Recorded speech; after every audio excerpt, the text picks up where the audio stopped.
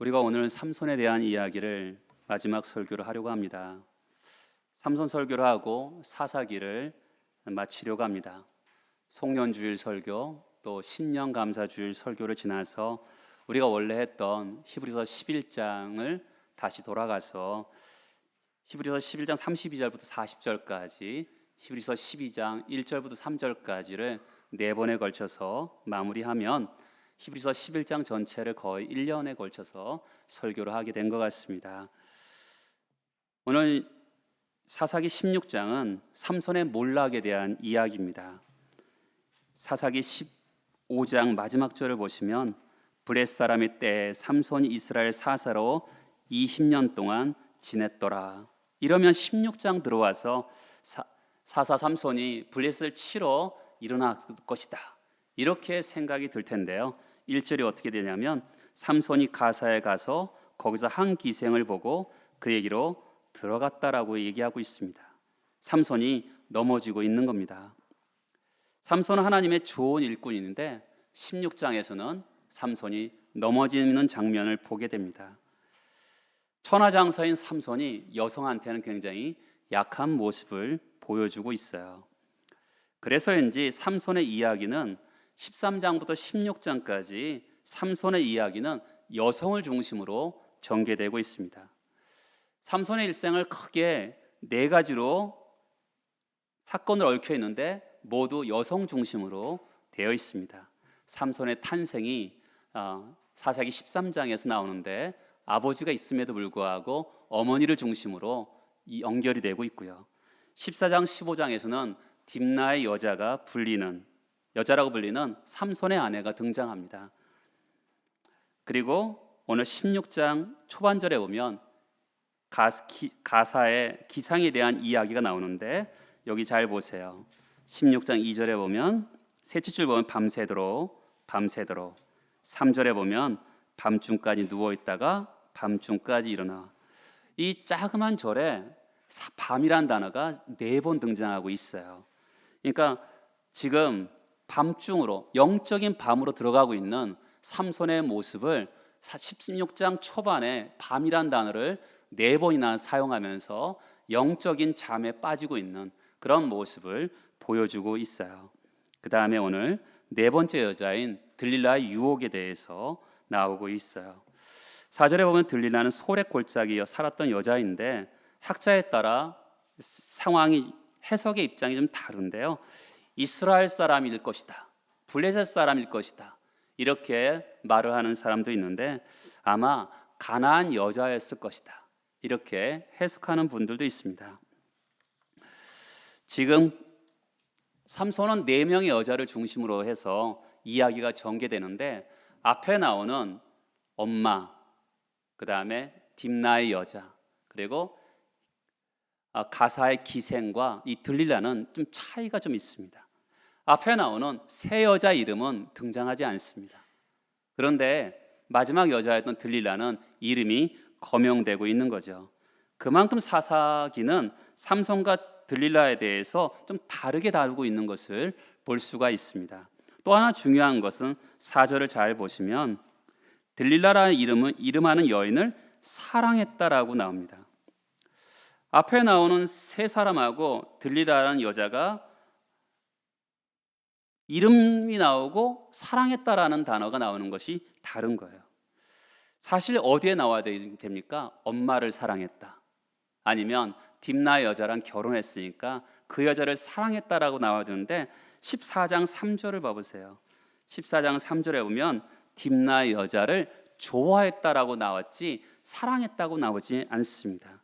진심 어린 사랑을 한 거죠. 삼손의 제일 치명적인 문제는 여자인데 그냥 여자의 문제가 아니라 사랑하지 않아야 될 여자를 사랑한 거죠. 혹은 사랑이라고 부르지 말아야 될 것을 사랑이라고 부르고 있다는 것이 문제인 것입니다. 우리가 살아가는 이 시대를 말세라 그럽니다. 성경에서 말세는 예수 그리스도께서 처음 오셨을 때부터 예수 그리스도께서 마지막 재림하는 그 순간까지를 말세를 하고 합니다. 우리가 지금 말세를 살아가고 있는 거죠. 디모데후서 3장 1절에 보면 너희는 이것을 알라, 말세에 고통하는 때가 이르러 사람들이 자기를 사랑하고 돈을 사랑하며, 중간에 많이 나오는데 빼고요, 쾌락을 사랑하기를 하나님을 사랑하는 것보다 더하며. 말세에 고통하는 때의 특징이 뭐냐면 잘못된 대상을 사랑하는 것입니다. 자기를 사랑하고 쾌락을 사랑하고 하나님을 사랑하지 않는 겁니다. 사람들이 하나님을 사랑해야 되는데 하나님을 사랑하지 않고 다른 것을 사랑하는 것이 말세에 고통하는 때의 특징인 것입니다. 여러분, 사랑이라는 건 귀하죠. 우리가 예수를 믿으면서 사랑을 위해서 우리는 부름받았습니다.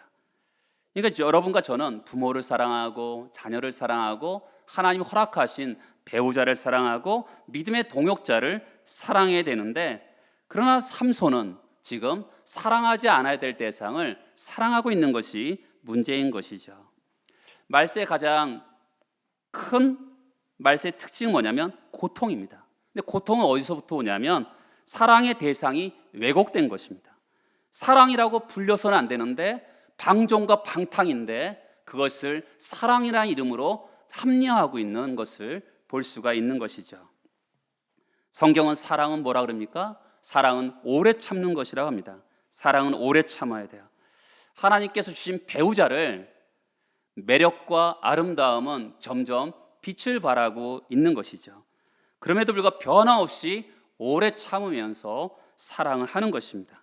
하나님이 우리에게 보여주신 것처럼, 우리가 정말 자격도 없고 조건도 없는데 우리를 사랑하신 것처럼 우리가 한 사람을 진실하게 충성스럽게 헌신되게 그 관계에 머무는 것을 사랑이라고 부르는 것이죠. 삼손처럼 욕망을 따라 선택할 수 있는 것을 사랑이라고 부르지 않습니다. 삼손이 들릴라를 사랑했다. 참 마음 아픈 얘기죠. 주님이 우리에게 가르쳐 주신 그 사랑으로 사람을 사랑하고 배우자와 자녀들을 사랑하면서 우리는 이 땅을 사는 것입니다. 들릴라가 그런데 왜 삼손을 배반했을까요? 블레셋 사람들이 들릴라가 거부할 수 없는 제안을 합니다. 뭐가 거부할 수 없는 제안입니까? 돈입니다. 삼손은 여자 때문에 넘어지고요, 들릴라는 돈 때문에 삼손을 배신합니다. 5절 제일 뒷부분에 보면 우리가 각각 은 1,100개씩을 내게 주리라 라고 합니다.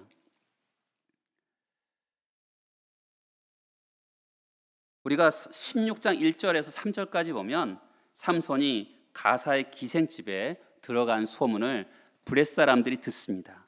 그래 블레셋의 군대가 매복하면서 삼손이 잠들기를 기다려요.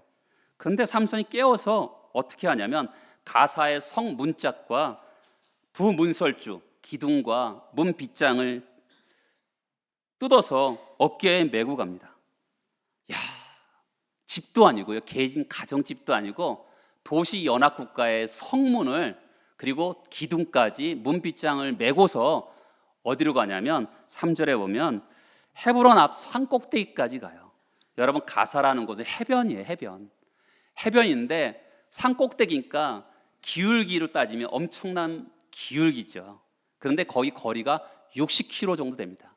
학자들에 따라서는 짧게는 60km, 길게는 90km예요. 그 어마어마한 거 메고 가는 겁니다. 기가 막혔을 거예요, 블레셋 사람들이. 그렇죠?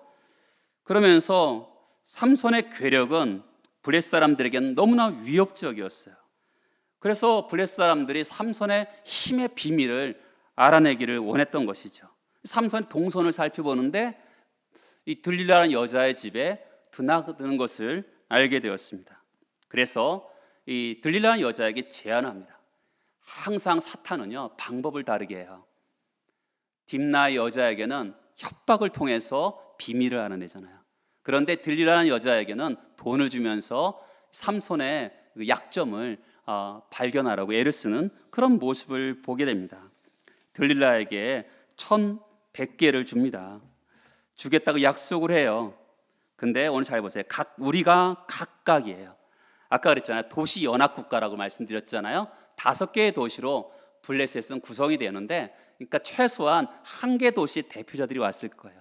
그러니까 최소한 5명이니까 은 100, 1100개씩을 한 사람씩 주면 은 5,500세겔을 준다고 약속을 하는 겁니다. 그 당시 노예 몸값이요 20에서 50세겔 정도 돼요. 그러면 이 돈을 가지고 노예 한 100명에서 최소한 100명에서 많게는 200명 정도의 노예를 살 수 있는 돈입니다. 그 당시 연봉으로 보통 사람들이 은 2세겔에서 은 15세겔 정도 받았다 그래요. 그러면 이 돈을 치면 1000년치의 월급이라고 볼 수가 있는 거죠. 엄청난 연봉입니다. 어마어마한 거예요. 이 어마어마한 제안을 가지고 들릴라가 나아가는 것을 보게 됩니다.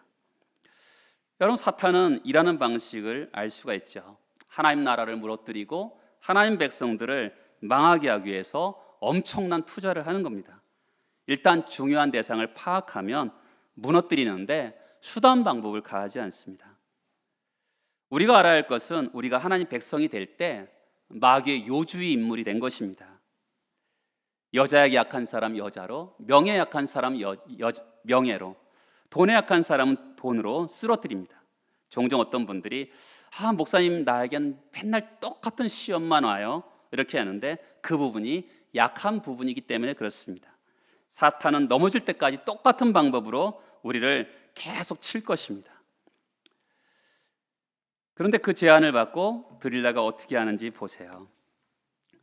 자, 6절을 보세요.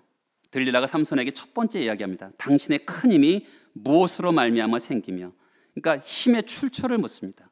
두 번째는 어떻게 하면 능히 당신을 결박하며 굴복하게 할 수 있는지 내게 말하라고 합니다.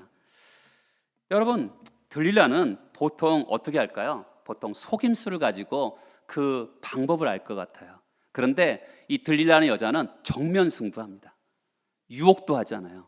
정면으로 물어봐요. 당신의 힘의 출처가 뭡니까? 결박할 수 있는 방법이 뭡니까? 대단한 여자예요. 그러니까 다른 미끼도 던지지 않고 유도신문도 하지 않고 정면 돌파하는 이 들릴라 여자의 방법을 볼 수가 있어요. 그랬더니 7절에 보면 삼손이 새 활주 7으로 나를 결박하면 내가 약해져서 다른 사람과 같으리라. 아주 여인을 놀려먹는 재미로 이렇게 농담 삼아서 합니다.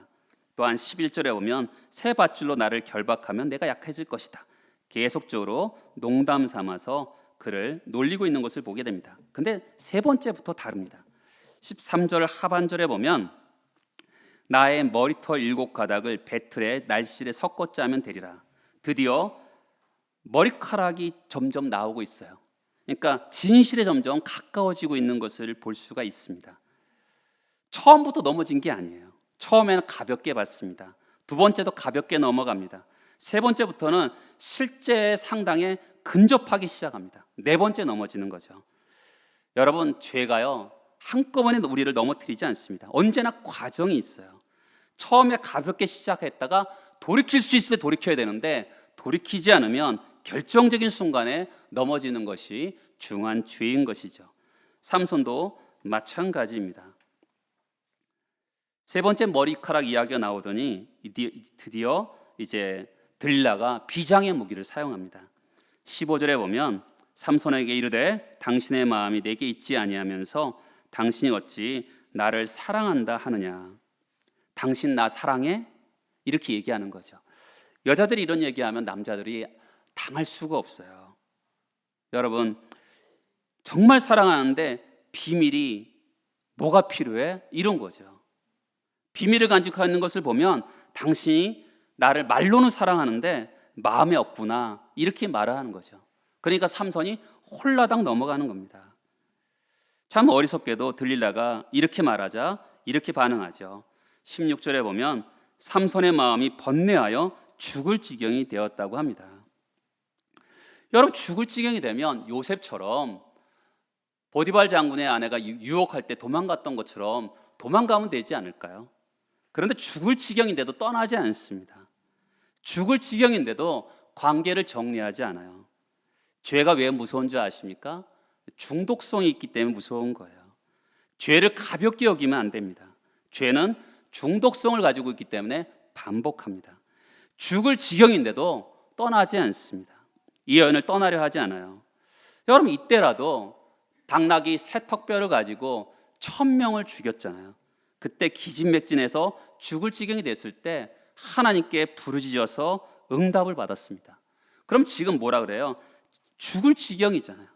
그러니까 죽을 지경에 도망치거나 아니면 하나님께 부르짖어서 하나님의 성령의 은혜를 임하여서 정말 얼마든지 이 죄에서 벗어날 수 있도록 해야 되는데, 그는 여인에게서 첫 번째 떠날 생각도 하지 않고요, 하나님께 도움을 요청하지도 않아요. 죄는 굉장히 무서운 겁니다. 참 어리석게도 삼손은 어머니 모태로부터 나시린으로서의 복을 가지고 태어났습니다. 그리고 엄청난 권능을 가지고 힘을, 하나님의 선물을 가지고 특권을 가지고 태어났습니다. 그런데 그 은혜를 가지고 뭘 합니까? 하나님께 마음을 드리고 하나님께서 허락하신 사명을 다 이루면서 드리는 것이 아니라 뭐 하고 있습니까? 세상과 여인과 쾌락의 마음을 다 빼앗기고 있는 거죠. 하나님께 선물을 주셨어요. 복을 주셨습니다. 은혜를 주셨어요. 그 복과 선물을 가지고 마음을 드리고 누구에게요? 하나님께 부르신 그 삶에서 자기 최선을 다해서 열매를 맺어야 되는데, 그 은혜를 가지고 그 복을 가지고 이 세상과 쾌락과 여자에게 다 마음을 빼앗기고 있는 그런 모습을 보게 되는 것이죠. 하나님께 마음을 드리는 것이 아니라, 하나님의 은혜를 가지고 하나님께 마음을 드리는 것이 아니라, 은혜는 하나님께 다 받았는데 마음은 어디가 있습니까? 세상에 다 가 있는 거죠. 여자에게 가 있는 겁니다. 사랑하지 말아야 될 대상에게 마음을 다 빼앗기는 거예요. 여러분은 어떻습니까? 하나님의 복을 받았고 하나님의 은혜를 받았는데 여러분의 마음은 어디에 있습니까?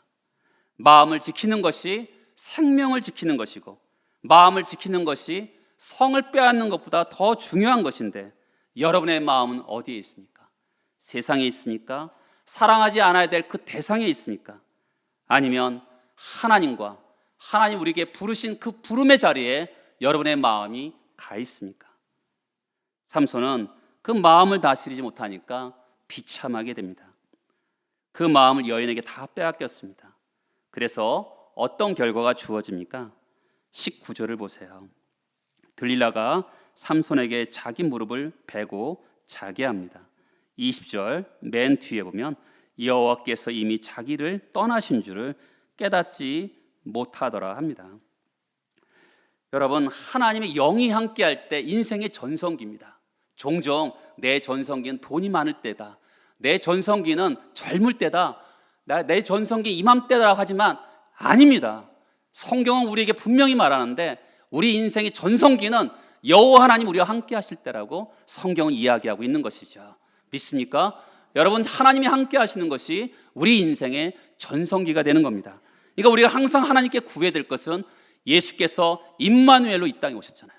그 예수의 임마누엘 되심을, 우리와 함께 하시는 그 예수를 항상 구할 때, 그분이 우리와 함께 할 때 우리의 인생은 전성기가 되는 거예요. 나이랑 상관없는 겁니다. 어릴 때든 노년이든 아무 상관없습니다. 하나님 우리와 함께 하실 때가 우리 인생의 전성기가 되는 것이죠. 삼손의 가장 중요한 두 가지 표현이 있는 거죠. 그 하나가 삼손이 오늘 잠을 잤습니다. 누구나 잠을 자야 되죠. 근데 중요한 것은 어디서 자느냐 하는 것이죠. 여인의 무릎에서 자고 있는 겁니다. 죄의 잠을 자고 있는 것이죠. 또 하나는 깨닫지 못하다라는 것이죠. 들리라는 여자가 어떤 여자인지도 모르고 왜 자기 힘의 비밀을 집요하게 묻고 있는지도 모르고 있는 것입니다. 그리고 더 중요한 것은 하나님이 떠나셨는데도 그가 모르고 있다라는 것입니다. 왜 그럴까요? 하나님의 말씀을 멀리했기 때문에 그렇습니다. 마음이 세상에 빼앗기고 마음을 쾌락에 빼앗기니까 어떻게 됐죠? 영적인 잠에 자게 되는 거죠. 머리카락은 하나님의 부름의 상징입니다. 하나님의 임재가 있는 모습을 보여주는 상징과 같은 것이죠. 여러분, 하나님의 종들은 도저히 인간의 머리로나 인간의 몸에서 나올 수 없는 능력이 나타날 때가 있습니다. 여러분, 우리 예수 믿는 사람들도 다 그렇죠. 능력이 자기 능력입니까? 아닙니다. 하나님의 능력입니다. 어느 날 하나님의 능력이 떠나면 평범한 사람이 됩니다. 이 하나님의 사람의 모습은 좀 혼란스러울 때가 있어요. 하나는 하나님의 붙들려서 능력 있게 사용하는 모습이 있고요. 또 하나는 다른 사람과 조금도 다른 바가 없고 옹졸하기도 하고 이기적이기도 하고 죄 짓고 싶어하는 평범한 자신의 모습이 있습니다. 그래서 항상 하나님의 종들은 연약하고 무능하고 이기적인 모습을 내어놓고 세움을 받아서 하나님의 일을 해야지만이 타락하지 않게 되는 것입니다. 이 세상에서 사람을 자꾸만 높이려고 하는 신화를 만들려고 하는 경향이 있습니다. 우리가 기억해야 될 게 있어요. 우리가 하는 하나님을 위해서 한 일은요, 다 하나님이 하신 거죠. 그러니까 우리가 항상 하나님 말씀 앞으로 돌아와야 돼요. 우리는 하나님 앞에서 아무것도 아니기 때문입니다. 위대하지도 않습니다. 절대적이지도 않아요. 단지 하나님의 도구일 뿐인 거죠. 존 웨슬레가 엄청난 부흥이 일어날 때 하루에 2시간씩 기도했다 그래요. 2시간씩 기도했다. 그게 중요한 것이 아니라 그가 다른 사람 자꾸만 자기를 절대시하고 자기를 특별하게 여기니까 자기를 죽이고 부정하는데 2시간이 걸렸던 것이죠. 그렇죠? 우리가 하나님의 일을 할 때요, 중요한 게 그것입니다. 하나님이 하신 일이죠. 여러분의 인생에서 하나님을 위해서 하신 일은 굉장히 중요합니다. 그런데 인간이 자기의 영광을 받으려고 하는 성향이 있기 때문에 나를 죽이고 부정하기 위해서는 기도의 시간 아니면 하나님 앞에 나아가는 시간 아니면 자기를 높일 수 있는 그런 성향이 있는 우리들입니다. 항상 하나님 앞에 서 있어야 되는 거죠. 하나님의 일을 더 많이 할수록 더 하나님 앞에 서 있어야지 그것이 하나님의 영광이 드러나게 되는 것이죠. 삼손은 하나님의 임재가 있었는데, 동행에 있었는데 여자에게 마음 빼앗기고 세상의 마음 빼앗기고 죄가 반복되니까 마침내 하나님 임재가 거두어 갑니다. 더 두려운 것은 삼손이 모르고 있다는 것입니다. 왜 모르고 있을까요? 드릴라의 무릎에서 영적인 잠을 자고 있기 때문에 그렇습니다. 삼손은 전혀 모르고 있는 거죠. 사랑하는 여러분, 죄가 하는 일이 이것입니다. 우리 삶에 돌이켜야 될 때 돌이켜야 되는데 돌이키지 않으면, 끝까지 반복하면 위험이 코앞에 있는데도 모르고 있는 겁니다. 드디어 삼손이 완전한 패배를 합니다. 여러분, 사사기에서요, 어떤 사사도 패배한 적이 없습니다. 그런데 그렇게 엄청난 힘을 가지고 있는 사사 삼손이 패배한 이야기가 처음 나옵니다. 성경에서 저희가 첫 번째 사사부터 계속 얘기했잖아요. 한 번 하나님을 위해서 일어날 때 한 번도 패한 적이 없어요. 그런데 죄가 반복되고 또 반복되니까 결국 하나님의 임재가 떠나니까 삼손이 사사기의 첫 번째 나오는 패배자로 등장합니다. 혼자서는 더 이상 어떤 일도 할 수 없는 삶의 자리로 굴러 떨어지죠. 21절에 보면 가사에 내려갑니다. 끌려 내려가죠. 옥에서 맷돌을 돌리게 됩니다. 가사는 어떤 성입니까? 우리 1절부터 3절까지 보면 가사의 성문과 문빗장과 문설주를 어깨에 메고 60km를 걸어갔던 곳입니다. 그렇게 대적의 문을 취하면서 대적을 승리한 상징의 모습을 보여주고 있는데, 그런 곳으로 다시 실패한 모습으로 들어가는 그런 삼손의 모습을 우리에게 보여주고 있어요. 거기 21절, 놋줄을 왜 맸냐? 이 블레 사람들의 생각이 놋으로 묶으면 어떤 마술도 통하지 않는다고 생각이기 때문에 놋줄을 묶었다라는 표현을 하고 있는 거예요. 맷돌을 돌리는 것은 노예나 짐승이 하고 있는 겁니다. 근데 죄가 잠시 행복을 우리에게 주는 것 같지만 그 죄가 존귀와 영광을 잃어버리게 하고 두 눈 다 잃어버리고 짐승이 하는 일을 하고 있습니다. 무엇이 삼손으로 하여금 이렇게 비참한 자리에 떨어지게 합니까? 삼손의 죄이죠. 돌이키려 할 때 돌이켜야 되는데 돌이키지 않으면 존귀와 영광을 다 잃어버리게 되는 것이죠. 그런데 어떤 변화가 일어납니다. 22절을 보시면 그의 머리털이 밀린 후 다시 자라기 시작하니라 라고 합니다. 여러분, 21절과 22절 사이에 막간에 이 사이에 어떤 사건이 일어난 것이죠. 두 가지 일이 일어났을 것입니다. 첫 번째는 자기 자신의 모습을 제대로 봤을 겁니다. 새로운 눈은 잃었는데 새로운 눈이 열린 것이죠. 자신을 성찰하는 눈이 열리게 됩니다.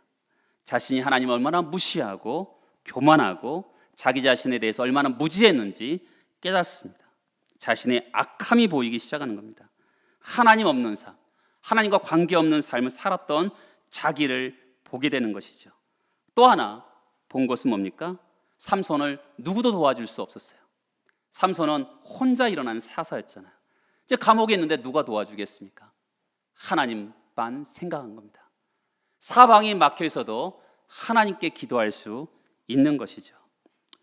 이 감옥에 누가 있습니까? 신실하신 하나님이 옆에 계신 것이죠. 사람은 신실하지 못하지만 하나님은 신실하신 분이십니다. 그가 두 가지를 한다 그랬잖아요. 자기 자신을 성찰하고 하나님을 부르기 시작하자 하나님이 어떤 변화가 일어납니까? 머리카락이 자라기 시작합니다. 주의 임재를 경험하기 시작하는 거죠. 머리카락 자라는 거 당연하지 않습니까? 여러분 머리 자르면 머리카락이 당연히 자라는 거죠. 근데 여기서는 어떤 포인트를 하는 거죠? 그가 밥을 먹으면서도 머리카락이 자라고 맷돌을 놀면서도 머리카락이 자라고 잠들 때도 머리카락이 자라면서 하나님의 은혜가 계속적으로 그에게 임하고 있는 것을, 머리카락이 자라고 있다는 것을 표현하고 있는 것이죠. 어떻게 해요? 자기 자신을 성찰하고 하나님께 부르짖을 때 하나님의 은혜가 임하면서 하나님의 임재가 있는 것을 그들이 볼 수가 있는 것이죠. 기독교는요, 피 흘려가면서 싸우는 종교입니다. 근데 또 넘어질 때가 있잖아요. 그렇지만 또다시 일어나서 그 넘어진 자리에서 또다시 일어나는 것이 기독교인 것이죠. 지금 삼손은 넘어졌습니다. 그러나 하나님께서 그 자리에 일어날 수 있도록 머리카락이 자라게 하시는 거죠. 요즘에 새벽 기도 시간에 여호수아를 보고 있는데요, 아이성 전투에서 패배합니다. 근데 하나님께서 일어나라! 실패한 자리에서 일어나는 거죠. 기독교는요, 부활의 종교입니다. 그렇죠? 누구도 다 끝났다고 하는 자리에서 끝난 것이 아니죠. 기독교는요, 생명이 붙어있는 한 누구를 향해서도 너는 안 돼, 이렇게 말할 수 없는 거죠. 십자가는요, 끝난 거예요. 무덤 속에 3일 있는데 끝난 거 아니겠습니까? 근데 거기에서 부활이 있잖아요. 기독교라는 것은 우리에게 부활을 통해서 우리에게 뭘 강조하냐면 세상에서 어떤 사람도 끝난 사람 없는 거예요. 하나님의 은혜가 있으면 부활할 수 있는 거죠. 하나님의 은혜가 있으면 죽음의 자리에서 생명의 자리로 얼마든지 옮길 수 있는 것이 기독교의 능력인 것이죠. 어떤 삶이라도 부활의 권능 안에서 삶을 시작할 수가 있는 겁니다. 다시 시작하는데 어떻게 다시 시작합니까? 이전에 하나님의 은혜 가운데 권능이 있었는데 죄와 불순종으로 인해서 블레셋을 대적한 일을 잘하지 못했어요. 하긴 했죠. 완전하지는 못했죠. 다시 일어나서 어떻게 합니까? 눈도 없고 스스로 힘으로 아무것도 할 수 없지만 어떻게 하죠? 30절을 같이 읽어보겠습니다. 삼손이 이르되 블레셋 사람과 함께 죽기를 원하노라 하고 힘을 다하여 몸을 굽히매 그 집이 곧 무너져 그 안에 있는 모든 방백들과 온 백성에게 덮이니 삼손이 죽을 때 죽인 자가 살았을 때 죽인 자보다 더욱 많았더라. 기둥을 밀면서 하나님을 의지하고 하나님을 부르면서 살아서 죽인 자보다 죽을 때 더 많은 사람 죽였다고 합니다. 죽는 순간에 사서로서의 부름을 감당한 것을 성경은 이야기해요. 여러분, 인간은 변덕스럽지만 하나님은 신실하신 분이십니다. 여러분, 우리가 넘어졌을지라도 절대로 그 자리에서 머물러서는 안 돼요. 왜요? 영광스럽게 섬길 수 있는 복된 자리가 예비된 것이죠. 다 끝난 것 같은데 또 다른 새로운 시작을 하나님이 해주시잖아요. 그러니까 그 일을 위해서 일어나야 되는 거죠. 그렇죠? 하나님을 위해서 일어나십시오. 여러분들 가운데 넘어져 있는 분들 일어나셔서 하나님 우리를 향해서 준비하신 복되고 예비된 그 자리를 향해서 출발하시는 우리 모두가 되길 소망합니다. 다 같이 일어나셔서 기도하시겠습니다.